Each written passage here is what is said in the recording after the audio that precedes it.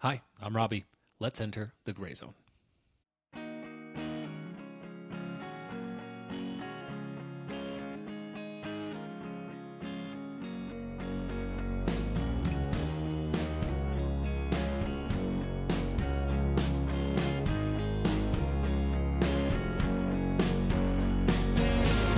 Well, welcome again. Thank you for entering the Gray Zone. This is the podcast, of course, where our theories go to die, theology gets tested, and as always, we remember on the other side of all our issues, there's a person whom God loves. I am Robbie, your host, and thank you for all of you who are listening.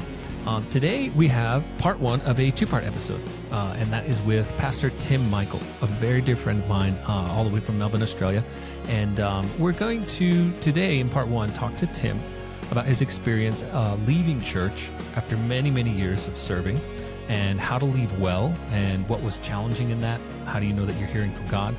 And this was leaving, amidst sort of a scandalous time at a big church that you would probably know the name of, and that would come up in the episode. I'm not going to give anything away, not that it's a secret or anything, but we wrestle with how do you do that well? How do you love people? How do you not make it awkward when you're still living in the same neighborhood and seeing the same people? What do you do? And so we just wrestle with that in his journey and knowing when to leave and how to leave and do it well, and also remain, above all, a member of the Christian body, which is bigger than the signs that we walk under when we go into church on a Sunday morning. While there's a lot of specifics to his story, there's a lot of generalities that I think can help a lot of people in maybe navigating that journey themselves. So enjoy this part one of our two-part episode with Tim Michael. Well, welcome and thank you for entering the Gray Zone yet again. My name is Robbie Ortiz. I have a very, very cool guest today, a man that I really love and respect, and we're going to talk about the new old way of church planting and the things that happen when we leave a church that we love and have been a part of for a long time. I think that's a common story. So please welcome to the podcast, Mr. Tim Michael. Thank you so much, Robbie. It's so good to be here with you, my friend. It's great to see you. Any chat with you is a great chat. So thanks so much for having me, mate. And g'day to all the listeners as well. Now, if you can't tell, Tim is from Texas. Very strong Texas. Very strong. Down south, yeah. Yeah, a little further south than Texas. So, Timmy, you were in Melbourne as long as I knew you. Is that actually where you were born? No, I was actually born in a little village, coastal village in Western Australia called Albany. Yeah. And I'm the youngest of five kids. My parents immigrated in the 70s, so 71 from Burma. And so I grew up in this little country town, 600 people, a little over 600 people. You're either white Australian or Indigenous Australian, or you're the seven of us Michael family. So they're the three shades of brown. So I grew up kicking the footy with some amazing, footy, Australian rules football here, playing cricket, playing tennis, very Australian. My oldest brother used to shear sheep. So I think I've had a very Australian upbringing. And then moved over to Melbourne when I was 10. I lived in the UK for a bit and have been in Melbourne ever since. How good, man. Yeah. I don't think I ever asked you that question, so that's cool. And we worked together sort of tangentially, not necessarily side by side, unfortunately, while we were both doing pastoral care at HILLSONG. That's right. And when I first joined, I was, feeling kind of young and kind of new to doing pastoral care. And I still remember we got on a Zoom call with all the leaders, over a few states and many cities. And I'm like, oh, there's another guy here who's as young as me. Oh, I feel a lot better. Because if you're looking at the video, man, this is, Tim looks about 20, 30 years younger than he has any right to look. But I told him that. I was like, I was so excited, someone my age. And he's like, well, mate, I might be a little bit older than you. Yeah, I just turned 51 this year. So you did. I did. So, but I loved it because everyone compared me with this young, pastor, Robbie. I loved it. So I was like, oh, it's cool. I'm in the cool gang. If Robbie's in it, I'm in it. There you go. No, but we hit it off, and I mean, at least on my side of the table, I was like, oh man, it was really good to have a friend like you to talk with, and you're very very much one of those people that I hold in esteem in that what I say is like a true pastor, like just pastorally hearted. You really genuinely love people, Tim. And so I love that about you. And we're talking this gray zone space today is kind of, we're going to look at two different topics, and maybe we do a two-part episode just so I have an excuse to talk to Tim as long as I want. But we're going into this generically after you've been in a church for a long time and you sense it's your time to leave. Yeah. What does that look like? And then, maybe we can get more granular with your personal experience, Tim. Yeah. Yeah. But do you want to walk us through just a little bit of your journey coming into the church world that we were in together and coming out of that church world, and how you knew what parts of it were your choice, what parts maybe didn't feel like your choice or weren't your choice and stuff. And kind of, tell us a little bit about what happened. Yeah. So I guess my journey started in 2000. I went over to London. I found a small little church of about 80, 90 people called HILLSONG London. I genuinely thought, okay, I've heard of this church, but I'm pretty sure they're just copying their name. Didn't realize it was actually affiliated with HILLSONG in Sydney. But my wife and I walked in and we just loved it. And what was supposed to be a year working holiday in London turned out to be 8.5 years of volunteering as a creative pastor at HILLSONG London, and just loved it. Just saw a lot of people added to the church, but just to this day, we still have our best friends in London and around the world. Our first Connect group we went to, we still keep in contact with 26 years later, and we're all pastoring in different parts of the world, which I think is an amazing thing. So we moved back to Melbourne in 2008. We planted a church, and that became a part of what is HILLSONG Melbourne. So literally closed our church on a Sunday and opened our church, opened the first Connect group in our home for HILLSONG Melbourne on the Tuesday. And so being part of the fabric of HILLSONG Melbourne for a while, and just loved it. And so we saw that grow from one campus to 5 campuses in Melbourne, Victoria. And so, early 2022. So my role varied. I came on staff as a campus pastor, and then took on the role of pastoral care oversight for 5 campuses in Victoria, 2 in Tasmania, and 1 in Fiji. Long story about how Fiji became part of my world, but loved it. And so and took care of HILLSONG College down in Melbourne as well. So definitely very active part of HILLSONG Melbourne.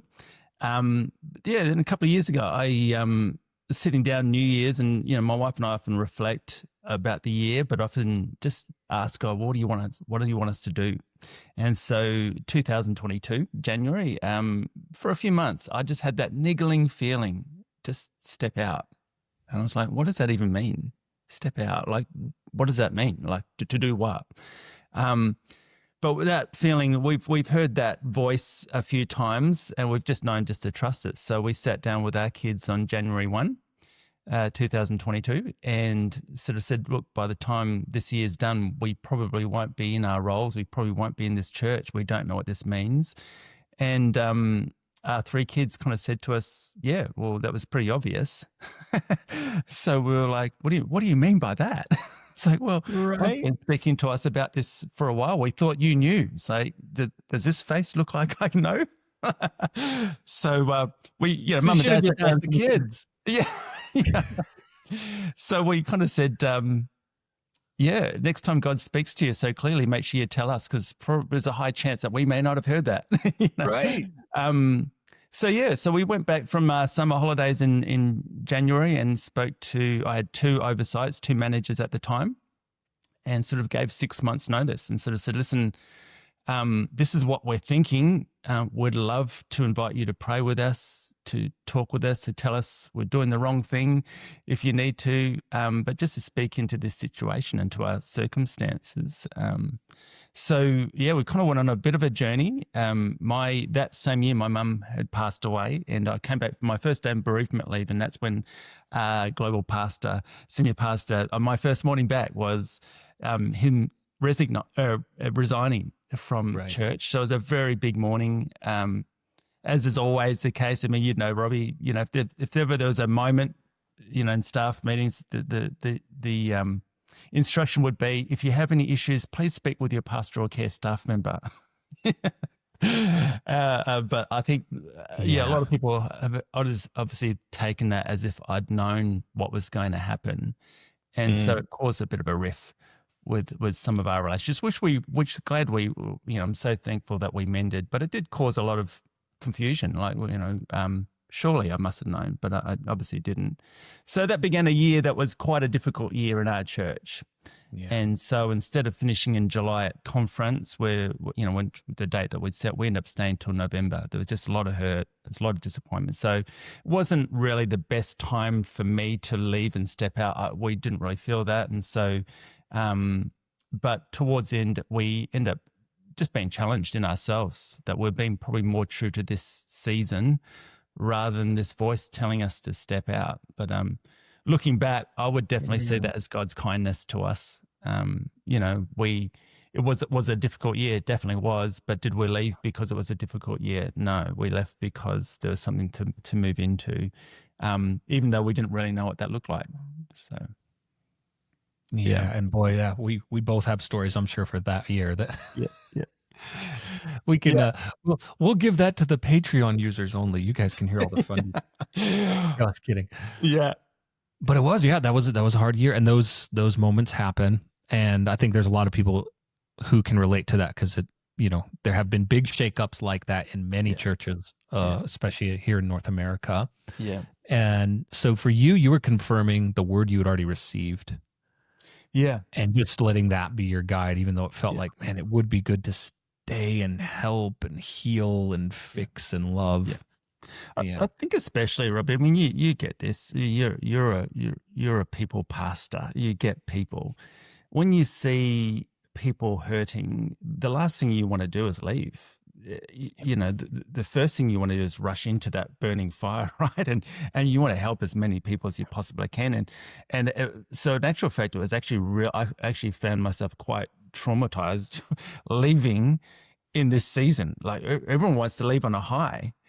But the idea of leaving when things are a bit of a mess, and not only a bit of a mess, there's a lot of good people, beautiful people, just asking themselves a lot of questions. But I was speaking with a really close friend, and he said, Tim, they're not your people to pastor. They're not your people, they're God's. And for me, that was I can breathe. It's okay. God is faithful. He's the most faithful shepherd you'll ever encounter. But it kind of helped me to kind of realize, I can't be in control. And I think that was the thing that it spoke to me about. I cannot control the world and the things that happen in it. I can only do the best I can. So, That's really beautiful. And it is that instinct to like, I want to at least love these people through this and help heal them. And we even with the best intentions, we can put way too much power in our hands to think if I'm there, then it's going to be better. And if I'm not, it's going to be okay. I can change all of this, right? I can fix him and it's going to be good. I listen to Steve Cuss a lot. I don't know if you've come across him, but he's great in mental health and counseling and stuff, and was a hospital chaplain, which he talks about a lot. Right. And he talks about how his early lessons were realizing that he had to take a lot more stock about what was going on inside of him than he thought. You think, I just walk in, little empathy, I understand where everyone is, and I start to go to work on them. And you can incidentally bring yourself, your unchecked, unthought about, unregulated self into the room and cause a whole lot of problems accidentally, because we're not actually going, wait, why am I walking into this, Yeah. And for you, that seems like that was a watershed moment. Yeah, absolutely. Absolutely. I think my ego, I think all of our egos, but my ego can get myself into a whole lot of independence from where the Holy Spirit wants me to be, where he wants me to move, and how he wants me to speak, and how he wants me to listen. But we've got those unfiltered ego, that thing of, I've got this, I'm in control. I know what to do. I've read about this in Bible college once. Like if I've got all that kind of stuff going on in my mind, I forget the one person that I need the most in those moments, and that's the Holy Spirit. And And if nothing else, it causes us just to walk in and not even listen, and not to be even aware of not only the Holy Spirit, but the person who's actually in need, because we're so busy trying to go about fixing things. Yeah. So the idea of just stopping and pausing and just putting down our feelings and our emotions and our preconceived ideas, and just having an openness, it Yeah. makes you a lot more inquisitive. You tend to ask a lot more questions, and really good questions, because you need to know, you want to know more, and you have to know more. You have to learn more in those circumstances. So, yeah, I'm super grateful for the idea that we felt like we're moving towards something rather than just leaving something. We knew part of moving towards Yes. that is a leaving behind, but I'm so glad, definitely still have some emotions and some thoughts about that. I lost some really good friends, lost some great relationships, just the regular people that you'd see on a Sunday morning. You just miss Yeah. those kind of conversations. The phone doesn't ring as much, but we kind of knew that would be the case. But I'm so glad, though, that we're not just leaving that, where we actually had moved towards something. And I think that's a big part, I think, of leaving church, leaving anything really, is what am I heading towards? Yeah, I mean, I think that's quite a theme throughout the Bible.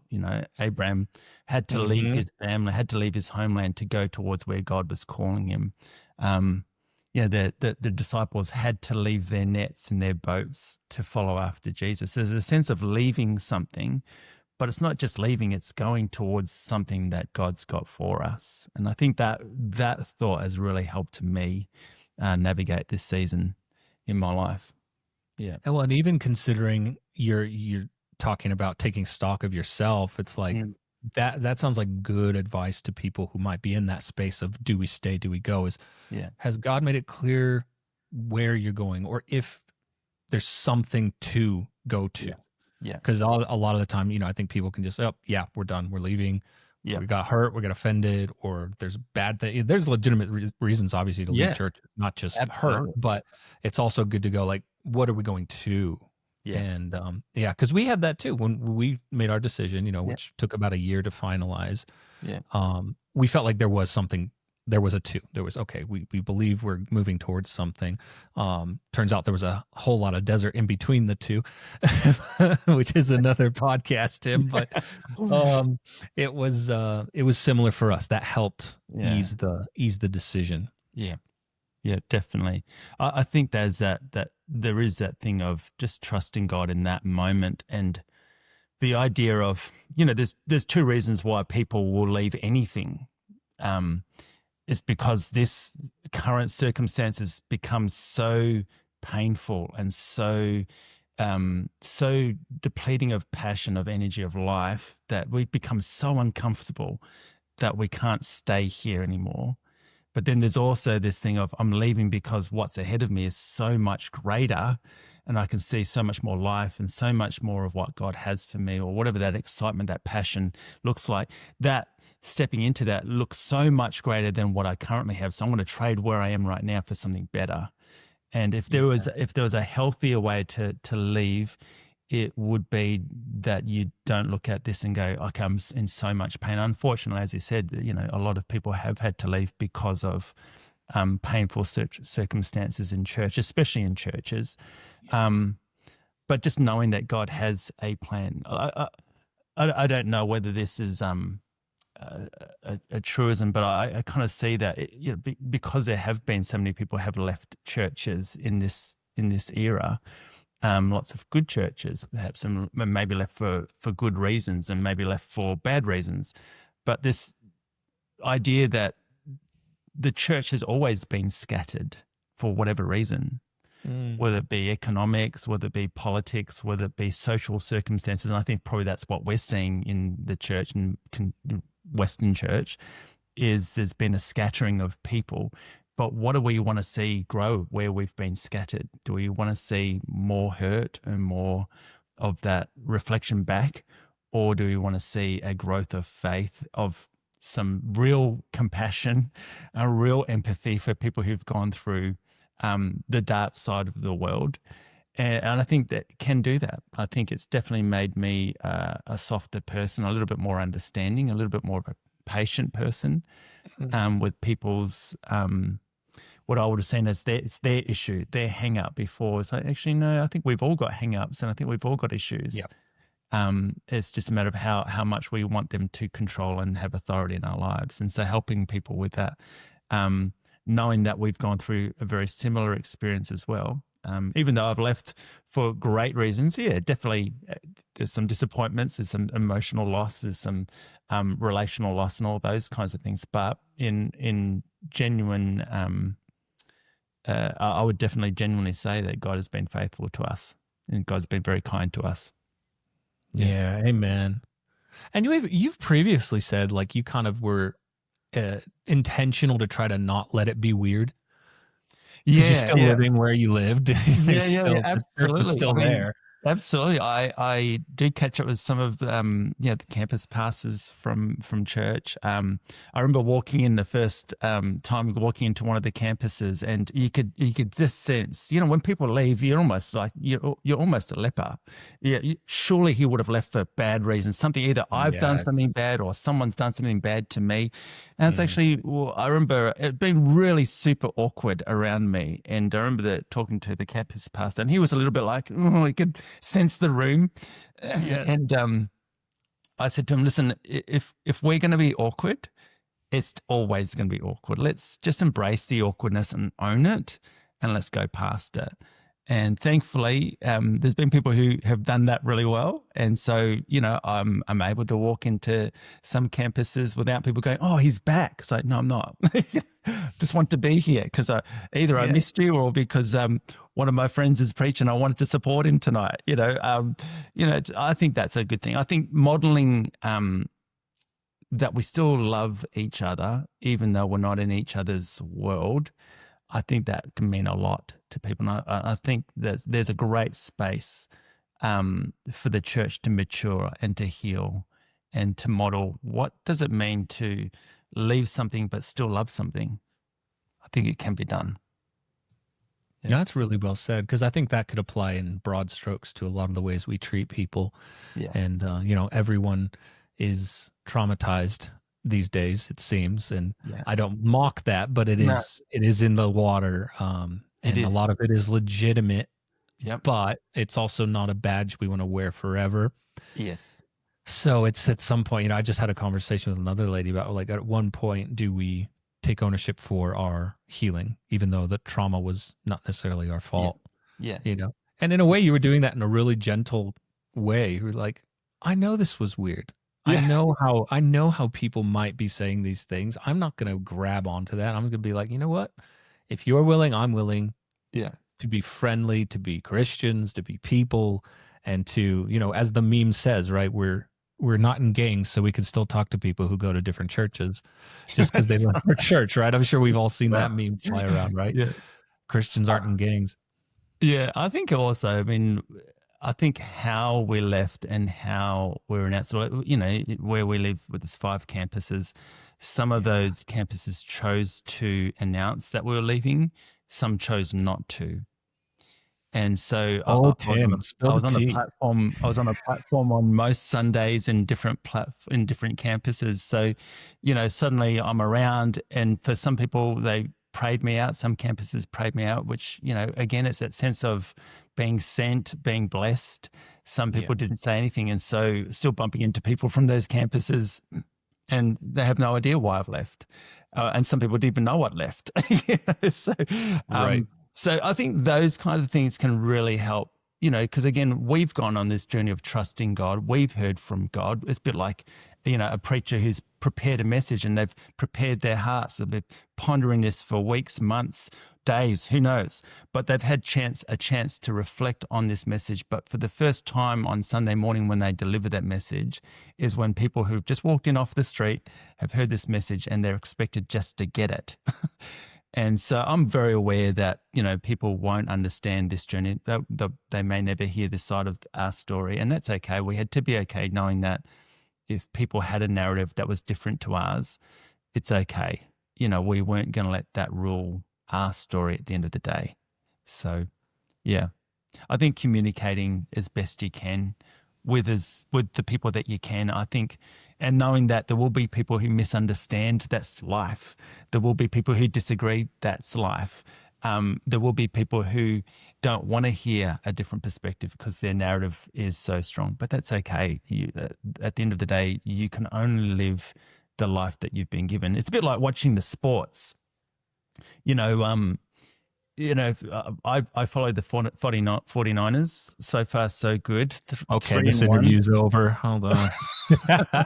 3-1. So you and my I've pastor got would my get along. audience. So I can talk about NFL. Everyone here doesn't care about it when I talk about it. So Yeah. But the commentators, they are there to give you a narrative. They're there to give you stats. They give you everything about this person about to, throw the ball or whatever. But the reality is the commentator has no bearing on the score. If you just turn the commentator down for a moment, it still has no effect on whether that touchdown takes place or that down is it's all that's going on. So I found that I had to really turn down people's narrative and people's misunderstanding and whatever that looked like, because knowing that it wasn't going to have an outcome unless I allowed it to have an outcome on my life. So, boy, that's good advice, and that's not always easy to do, though, is it? That takes a lot of discipline. I found myself, I like to have a lot of boxes ticked at the end of the day. And when we finally left, I was asked, by a couple of churches to look at a couple of roles, and I genuinely just had to say, listen, I'm just taking a few months out. And I genuinely didn't realize how tired I was. I don't think I was burnt out. I don't think I was like completely spent, but I did find myself just craving just some silence but having to force myself. I don't know how people would sit with this, but even praying, I felt the Holy Spirit just tell me, I don't even want you to pray about your next step. Because I was so like, what am I going to do now? And some of that may have come out of I've got to prove that I've stepped into something amazing and God's with me, and all that again. It's that ego. And so to sit for a few months with this voice saying, "Don't ask me about your next step. I'm not going to answer. I don't want you to even think about that. I want you just to rest." And what I learned is that it takes a lot more faith and a lot more trust to rest and allow God to set things up, even though the wheels inside are spinning. The mind is going, but what about? And I found myself just doing whatever I could do to still myself. I would do things like light candles, and I would just sit there until my mind would stop racing, and I would just sit and focus. And I just used those kinds of physical reminders just to sit and practice peace. It's something we have to practice. It's something we've been given, but we actually have to activate in our lives. So, I think I burnt through a lot of candles trying to practice. But the place smelled great. That's right. Did nothing for my sinuses at all, but no. That's really powerful, though, man. That's good because, I think any pastor, anybody who's even been a part of a modestly large church knows it is a grind and it's tiring, even if you're trying to be intentional in keeping things slow. Yeah. And at Hillsong we worked, and it was always something, and it was always busy. Yeah. I loved walking into a church when we were ready after leaving, and no one knew who I was. Yeah. And no one needed anything. Yeah. And the pastors we knew them, and they actually attended the college there. We were so blessed to be able to walk in, and they didn't ask a thing of us. Yeah. Because we were in grief, and we were just struggling to figure it out and looking for jobs and stuff. Yeah. And they just let us be. Yeah. Yeah. And every now and then someone would come, see us crying during worship and come pray, just put a hand on us. Beautiful. We weren't asked to volunteer. We weren't asked to do a thing for at least 10 months, Yeah. And that was the best thing they could have done for us, was just let us be slow and pause and anonymous, and it let us just get it all out, get all the tears out and get all the confusion processed. Yeah. That honestly, Robbie, that's such a beautiful picture of what the church should be. Because Mhm. I mean, look, anyone who has a church and Robbie Ortiz walks in, I can guarantee you'll be thinking, "Oh yes, I must have done something great here, right?" That is not what they think. No, I tell I you, I keep would be finding thinking. out. I keep finding out. I scared the heck out of everybody. Apparently, Well, there's I like tell you what, you can walk into our church anytime you want. You and your beautiful family can walk into our church Oh. anytime. But sorry, But yeah, you were saying. what it does say though is, what can I get as a pastor out of this person who's walked in with so much experience, so much talent, and so Mm, much skill? And I think that the fact that you've said this beautiful church is just let us worship, just let us bawl our eyes out, let us grieve properly, is such a beautiful way of just describing a church that's all about serving and giving you what you need. You needed space, you needed some time to mhm. heal, you needed encouragement, you needed prayer. You didn't need to bring anything to the table. You just need to come to the table. And I think that's what church should be about. Instead of looking at, okay, here's another person who can run our department or run our programs or, be an answer to my problems. The church should be their ministry. It's about serving. Who can I serve? What need can I Yeah. meet? And I think that's a beautiful picture. Talk about a gray zone, though. That's hard because it's easy to baptize what you just said into really good language Yeah. and make it what we're about. It's like, oh no, we're going to bring them in and make them a part of this and building and encouraging them. And suddenly you're in Yeah. this churn that I think both of us know all too well of. Yeah. We're getting volunteers so we can get volunteers so we can get volunteers. Yeah. Not, I just think it's easy to slip into the Yes. wrong way because we do Yeah. want to empower people, Yeah. use their gifts, let them Yeah. go out and build the church, not just on a Sunday, but Monday through Saturday. That's all Yeah. 100%. But how easy that becomes a thing that just is about utilizing what are they good at? What do they have? Let's get it and use it. Yeah. I think it's that thing of being able to recognize that if our first role as a church is to equip people for their world, not my world. And I think there's that sense of there's nothing for me to gain other than for me just to do my role and serve the people as opposed to the people. And I get every church has a mission, every church has a method, but the goal is to equip people to go out and do the good works that God's prepared for them. And some of those things will be collectively in the church community. Mhm. But I would suggest, and on what I'm learning, is that if the majority of that time and that effort is done in the church building or under the church banner, we can see more fruit from that side of things if that's what you're going for. But I also think that if we all empowered our churches to go out and individuals to go out and change their world, we may never see the fruit of that. But maybe we're seeing it from eternity's perspective, and maybe we will see it at some point. It's just that it's probably not going to stroke my ego while I'm here on earth. I couldn't agree with you more. I think I heard Pastor Susie Silk up in New York. She taught about the gifts at one point, and she pointed out that the teaching gifts and the preaching gifts are themselves for that purpose. Yeah. Right? Like they're to get people ready to go out on Monday Yeah. and share the gospel. Yeah. I would even say, even the pastoral gift, Mhm. there'll be people who just don't know how to listen. They don't know how to show empathy. And if you've got a pastor who's sharing that gift with the church and equipping the saints, the church, with the ability to care for, to love, this is how you care for someone who's going through a cancer diagnosis. This is how to care for someone who's just, suffered an incredible marriage loss or going through grief. If the church is equipped to imagine if we had more people in the world showing empathy and showing care and giving people space and offering encouragement. There's a pastoral gift right there. And the world needs so much more of that.